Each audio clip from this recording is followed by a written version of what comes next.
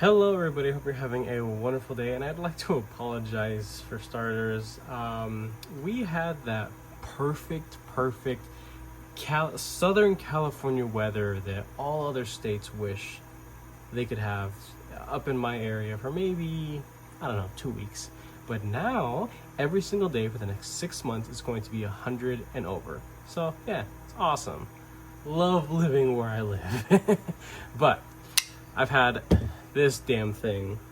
This is the Keen 2. Don't know where the Keen 1 is, or if it was ever even a thing.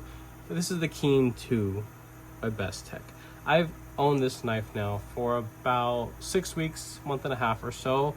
If you like the sound of that, an actual knife reviewer carrying a knife for more than just a couple days, for real review purposes, sharpening, taking it apart, trading it amongst other knives, going back and forth, going through all different types of materials, taking different edges to it as well. That's an important thing. That's very important for consumers to know.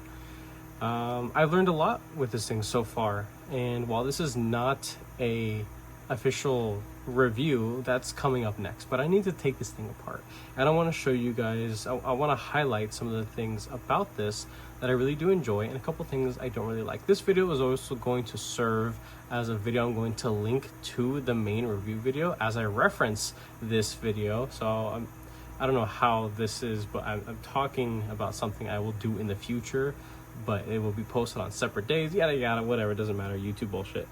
So you guys will see the review. The review will most likely get a whole lot more views than its assembly video, because that's just kind of how numbers work. At least my view count, that's how it is on my channel, at least. Not too many people care about internals and disassembly and stuff, but a very select few do. And for you guys, you are the reason why I do what I do. So I'll be doing disassembly, cleaning this thing, and just giving a little bit of thought as I go and show off each little thing on the inside that I think it's worth pointing out. And again, this will be a reference video that you can go to when when other people are watching the full review. So basic tools. You're going to need a T6 and a T8. I really wish a knife this size was all T8. It would just make sense, but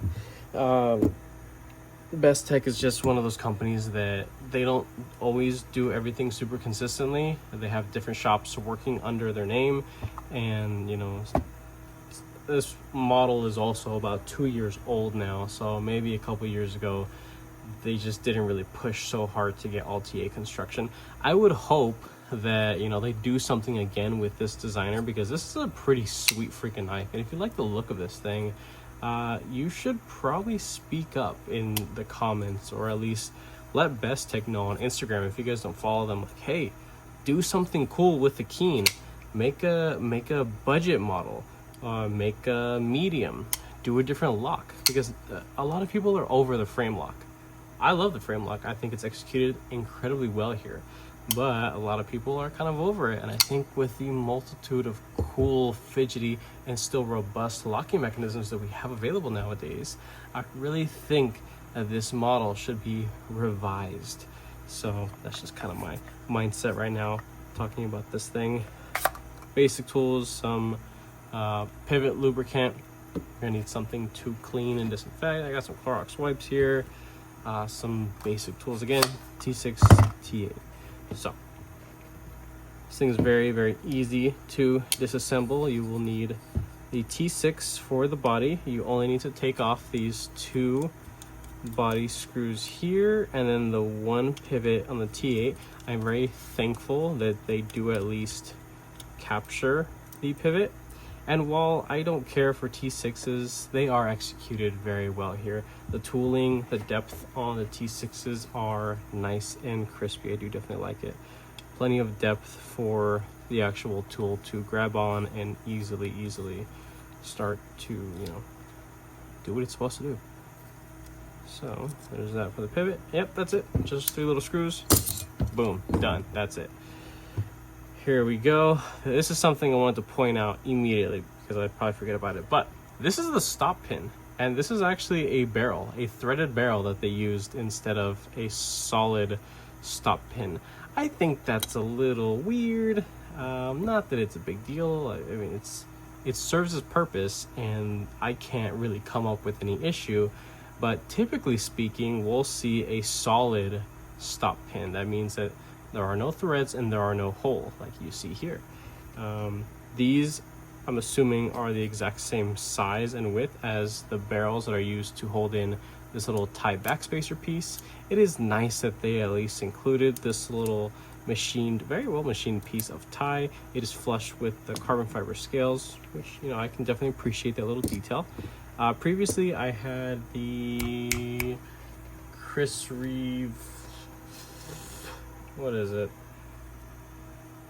The lithium grease that comes with Chris Reeve knives. It's good stuff. I got nothing against it. I use it. I've used it in the past, and I mainly enjoy it on, I guess, blade heavy designs, and this is definitely one of them. This blade itself is sitting about, I believe, 4¼ inches, or about, it's got to be at least 4 inches of cutting edge, which is insane for, you know, a day-to-day carry. And I know some people, the size definitely matters, and it is per, you know, your environment, what you choose to carry.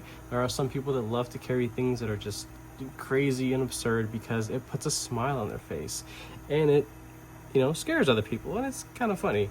But at least for me, this thing has really changed my mind on what it means to carry around actually a large knife. And especially for me, my channel, I've done hundreds and hundreds of reviews on knives that are, you know, around the 3-inch for usable blade length.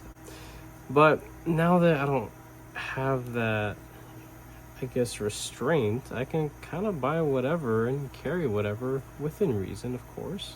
I still have to be concerned about legal length limit, and 9 times out of 10 I'm breaking those laws, as most people do anyway, because it doesn't really matter. People are going to carry what they carry because this is America, and it's just what it is to be American. You're not supposed to follow the rules.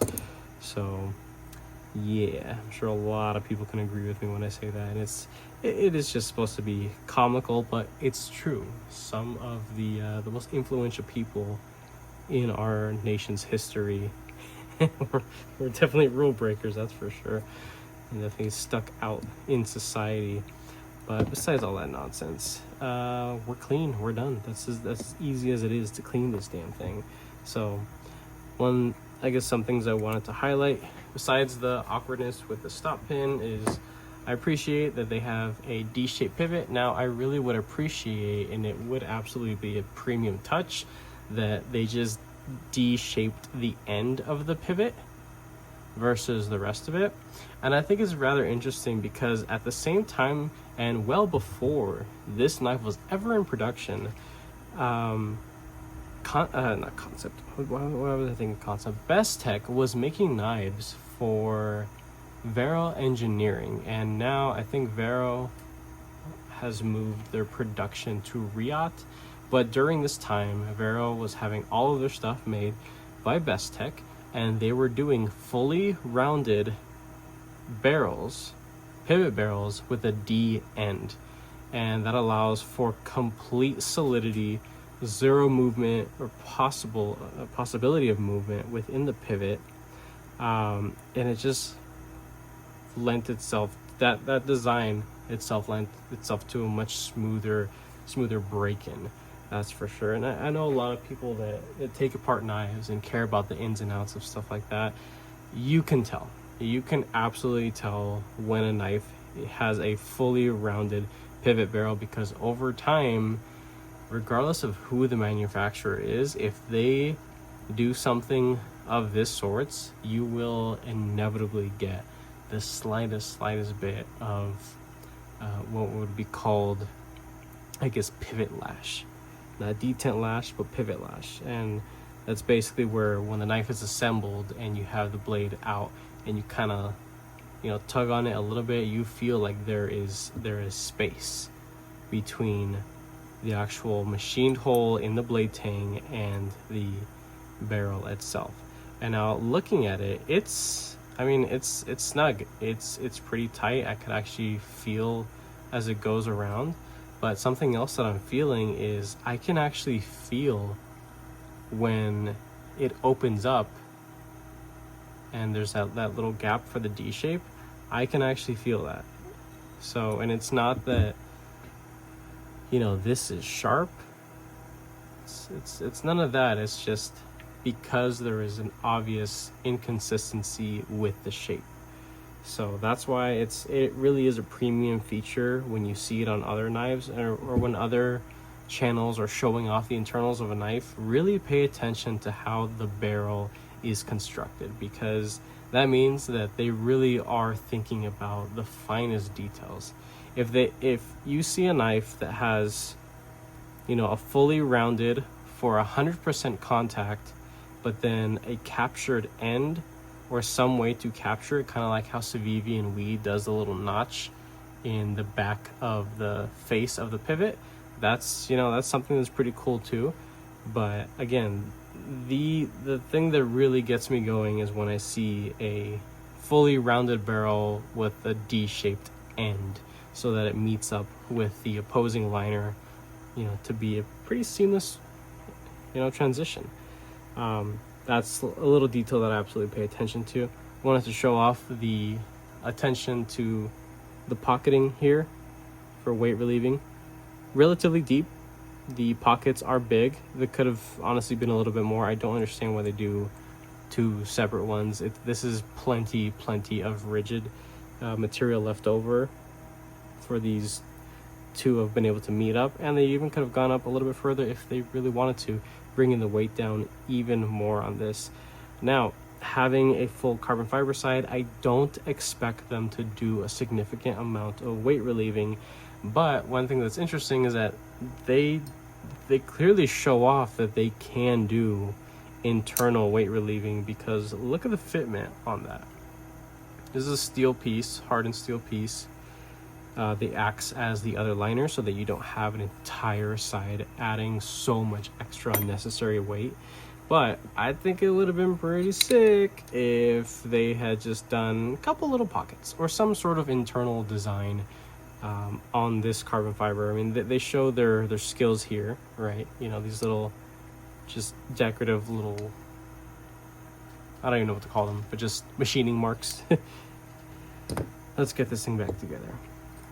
See the over travel stop, hardened steel insert. I don't care to tune this up or tune it down. I think it's been breaking in beautifully, and at this point in time, I'd say it's definitely well broken in at this point. There's a hardened steel race washer in here. I don't care to pop it out, but you can see the difference in tone of the material from the hardened steel to the titanium frame side here. You can see that the bearings have most definitely worn their track in, and they're doing what they're supposed to do, which is nice. Let's check out the blade real quick. Blade steel stamp, the designer logo, nice and neat. And then Bestech knives here. I don't care for the logo on the blade. It would have been nice if it was elsewhere, right? I mean, it's one of the classiest moves, in my opinion, when you know who you are, right? Bestech knows what they make. They know their position in the market. You don't need to put this on the blade. Why not just laser etch it in here? Or don't put it on the knife at all, potentially. I mean, maybe they could have put it on this. I don't know. I think hidden is better. I don't know what the proper term is, but for people that care about luxury brands, most of the time the common everyday luxury brands really aren't luxury.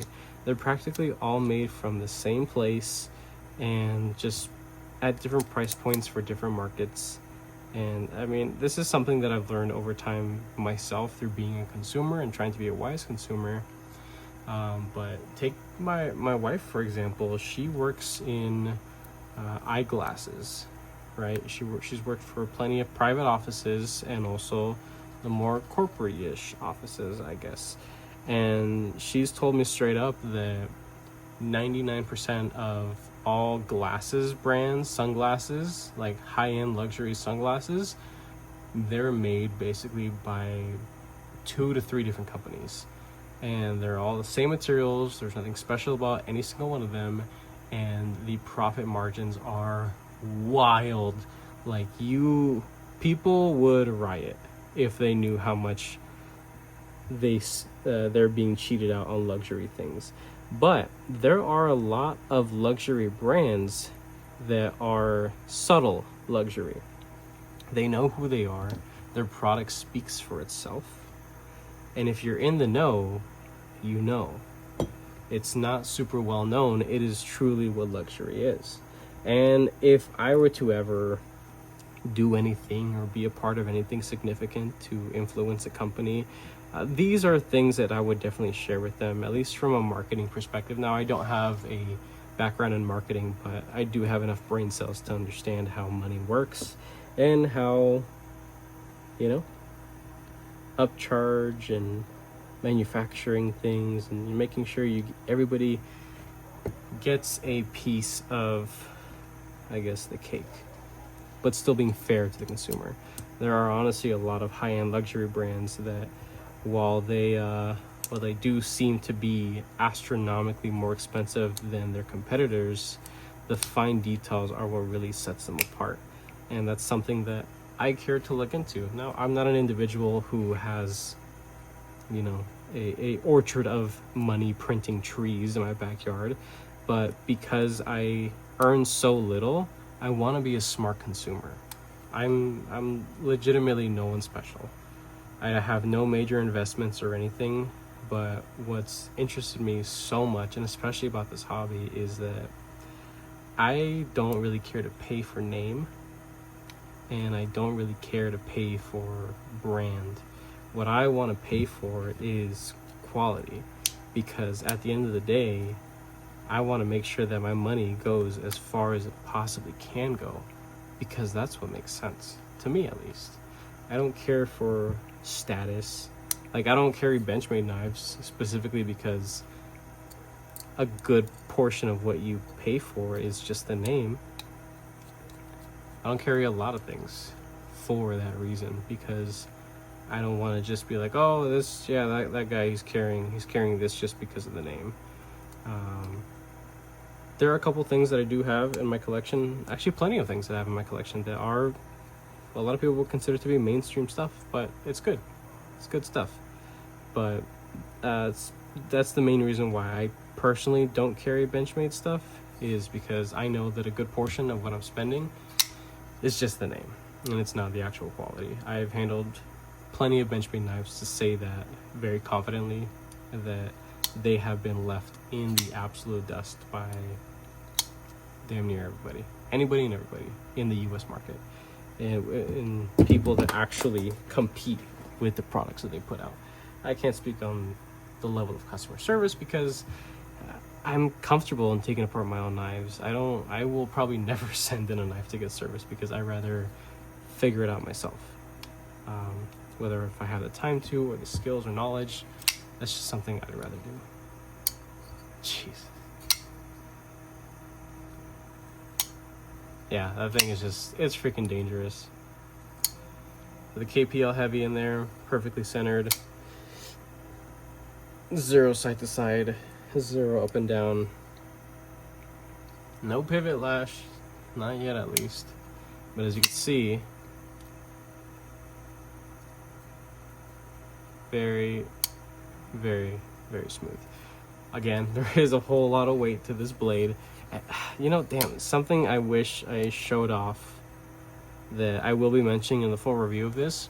One thing I do not appreciate that they forgot to do, and I know they're capable of doing it because they do it now, maybe they just forgot on this particular design, or maybe it could have really just been this unit. It's not like I was sent a box of 20 different Keen 2s to check out and share with you guys. I'm a consumer. I bought this with my own hard-earned money, and it's just the luck of the draw. But this tiny little detail that I noticed, and I immediately felt it as this thing is breaking in, but they left a pretty significant burr around the detent hole. Many manufacturers nowadays will knock that burr off and actually put a like polished chamfer on it to aid in the break-in process. This had a very clear and distinct, very snaggy lip around it, and you can see the glint. See that? That right there, that circle around the detent hole, yeah, that's something that I am not too happy about. And for an individual who cares for little details like that, I noticed that damn near immediately. So that will be something that is going to be mentioned in the full review of this, but rest assured, this is going to be a really, really highly recommended knife. I've enjoyed it quite a bit. I do have some words to share about the blade material and how it's performed, and I will actually be changing the edge angle on this because I've noticed that the edge angle that I currently have it at, that I've reprofiled it to, it's actually a little too low of an edge angle, so it causes it to roll a little too easily for my liking and for my use around the house. Like going onto a wooden cutting board or a plastic cutting board, I do notice that, because yeah, I've actually been using this thing in the kitchen quite a bit because there's so much blade, why not? I have noticed that I do frequently get very easy rolls on this blade material, S35VN, at this thickness. I obviously don't have a way to test the HRC, but I'm willing to bet that if I change the angle by maybe 2 degrees, I may not feel a whole lot of a difference, maybe a little bit, but I'd probably make the edge just a little bit more stable at its apex. And that's something, again, I will be sharing during the full review.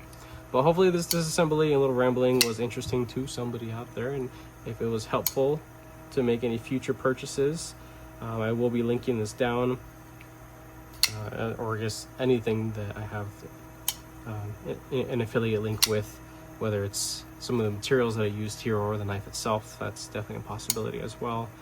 But that's about it. That's all I got for you guys today. I hope you liked it, and with that being said, go ahead and leave a like down below. If you are subscribed already, thank you so much. I appreciate all your support and your patience, of course. If you are not subscribed, please consider subscribing, because I put my videos and content coming you guys' way. With that being said, I hope you have a wonderful rest of your day.